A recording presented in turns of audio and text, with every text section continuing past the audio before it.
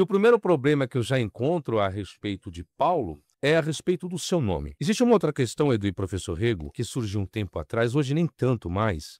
Surgiu uma ramificação chamado Testemunhas do Nome Sagrado. Um grupo de pessoas que diziam que você não poderia chamar Paulo de Paulo, nem Jesus de Jesus, e nem Deus de Deus. Dizia que são nomes pagãos, que Paulo seria um nome pagão, que o seu nome nunca foi Paulo. Seu nome foi Shaul, e que Jesus não era Jesus, era Yeshua. Eu lembro, quando surgiu essa ramificação, foi quando eu escrevi o meu livro sobre o Tetragrama.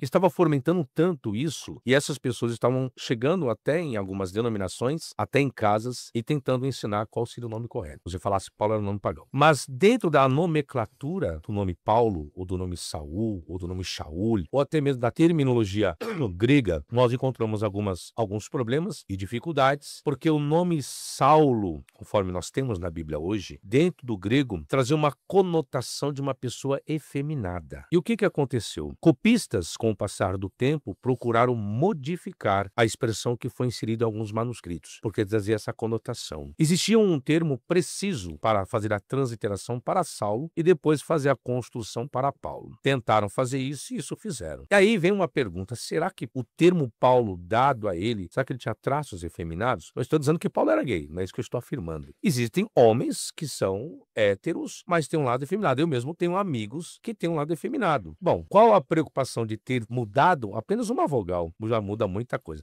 Coloque na lousa para mim, deixa eu explicar isso aí com a fundamentação, que aí é o meu esboço. Bom, nós temos o nome Paulo, que vem do hebraico Shaul, coloquei até em caracteres ali, para quem não conhece, né? Nós temos o Shin, o Aleph, o Shurek e o Lamed, né? Aí você tem que significar aquele que foi implorado. Aí você tem que, no livro de Atos, o escritor do livro de Atos registrou as palavras de Jesus na experiência visionária que Paulo teve no caminho de Damasco. Ou seja, você pega a expressão, ouviu uma voz que dizia Saul, Saul. Isso é o que eu tenho em grego ali, que nós temos transliterado para o português, Saulo. Português traz Saulo. Mas quando eu chego no grego que eu tenho Saul, é aqui onde eu tenho um problema. Qual seria a forma correta, então? Se eu tenho Saul, que é a transliteração do hebraico Shaul, por que então colocar o Saulo ali? Só tem um problema. Você tem o sigma, o alfa, o ômicron, o y e o lamed. Saul. No encontro de Tongal, entre um encontro do ômicron com o Hirik ali, eu vou com o y, eu vou colocar o encontro de Tongal, o som de U, Saul. Qual a forma correta? Segundo a narrativa de Jesus, pronunciou Saul, que é a transliteração do termo hebraico Shaul. Mas por qual razão, no lugar da pronúncia Saulos, se pronunciou Saul? Porque, na verdade, o correto era Saul, a transliteração correta. Mas colocaram Saulos. Você pega nos manuscritos, tá? Saulos. Só que alguns copistas, com o passar do tempo, tiraram a expressão Saulos e tentaram colocar Saul. Ao que parece, Paulo teria usado os dois nomes desde a juventude. Entretanto, isso não explica o porquê o escritor de Atos, de repente, fez uso de um Saul e abandonou outro Saulos. Se você coloca no português, tá Saulo, não tá Saulo? Eu posso dizer Saulo com a transliteração Saul? Não. Aí eu tenho que concordar com a transliteração, que é Saulo mesmo. É onde está o problema da palavra Saulo.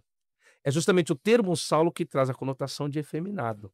Mas quando é que isso ocorre? Quando eu pego a expressão Saulo, quando eu uso ele no vocativo, que é para chamar a atenção de alguma coisa.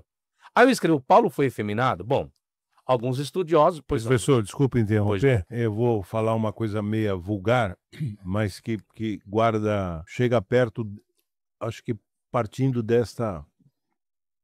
que muitas pessoas vulgarmente dizem o seguinte, aquele espinho na carne que ele teria seria uma propensão, tá certo? Uhum. A uma atividade Sim.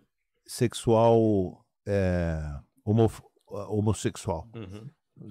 Isso, se você pudesse comentar um pouquinho a vulgaridade. Vamos lá. Eu não posso dizer se o espinho da carne dele fosse esse, porque dentro do texto, dependendo da tradução, qual a pessoa faça uso, essa relação do texto de Corinto, vai dizer assim, e foi-me dado um espinho na carne, vírgula, a saber, vírgula, um mensageiro de Satanás. Se eu respeitar as vírgulas, vou dizer que o espinho na carne de Paulo era o mensageiro de Satanás. Quem poderiam ser esses mensageiros que está no plural, ou alguns colocam mensageiro apenas de Satanás, trazendo uma objetividade? Primeiro que Satanás, se eu pegar a terminologia, eu posso traduzir como adversário, ou como adversários. E dentro do contexto da carta de Corinto, os adversários de Paulo eram seres humanos, não seres espirituais.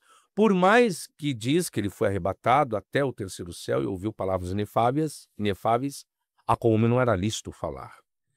A vertente contextual não coloca uma questão de homossexual. Poderia inserir talvez uma acusação para isso? Poderia. Por quê? Poderia, não estou dizendo que seja isso. Sim. Porque é justamente na carta de Corinto que Paulo vai dizer algo contra os efeminados.